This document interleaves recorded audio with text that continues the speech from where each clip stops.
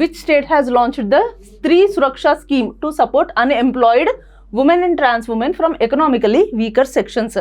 నిరుద్యోగ మహిళలు మరియు ఆర్థికంగా బలహీన వర్గాలకు చెందిన ట్రాన్స్ ఉమెన్కి మద్దతు ఇవ్వడం కోసం స్త్రీ సురక్ష పథకాన్ని ప్రారంభించిన రాష్ట్రం ఏది అని అడుగుతున్నారు. సో రీసెంట్గా ఒక స్టేట్ గవర్నమెంట్ స్త్రీ సురక్ష అనే ఒక ఇనిషియేటివ్ని, ఒక స్కీమ్ని తీసుకొచ్చిందనమాట. సో ఏంటి ఈ స్త్రీ సురక్ష స్కీమ్ అండ్ ఏ స్టేట్ గవర్నమెంట్ తీసుకొచ్చింది అని అడుగుతున్నారు.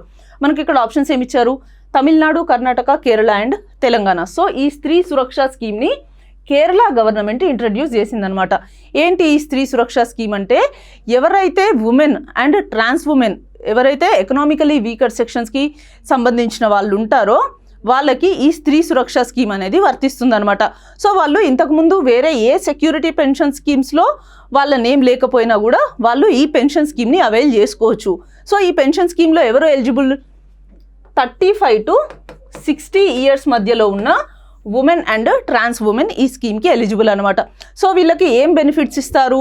మానిటరీ బెనిఫిట్స్ అంటే ప్రతి నెల 1000 రూపాయలు డైరెక్ట్గా వాళ్ళ బ్యాంక్ అకౌంట్లోకి డిపాజిట్ అయిపోతాయి అనమాట. మరి వీళ్ళు ఎలా దీనికి అప్లై చేసుకోవాలి అంటే, కే స్మార్ట్ అని ఒక పోర్టల్ ఉంటుందన్నమాట. సో ఈ కే స్మార్ట్ అనే పోర్టల్ ద్వారా వాళ్ళు అప్లై చేసుకోవచ్చు. అండ్ అది మాత్రమే కాకుండా వీళ్ళు ఒకవేళ ఈ స్కీమ్ని అవైల్ చేసుకోవాలి అనుకుంటే వాళ్ళకి అంత్యోదయ అన్న యోజన కార్డు అంటే ఎల్లో కార్డు, లేదు అని అంటే పింక్ కార్డు, ఈ రెండిట్లలో ఏదైనా ఒకటి వాళ్ళకి కంపల్సరీ ఉండాలన్నమాట.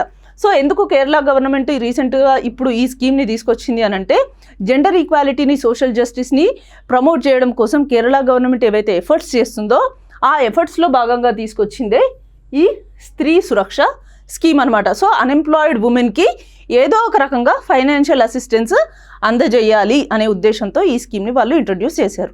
సో ఇక్కడ ఫస్ట్ ఫేజ్లో నియర్లీ 10 lakh పీపుల్కి ఈ స్కీమ్ అందించేటట్టు చూస్తున్నారనమాట ఫస్ట్ ఫేజ్లో.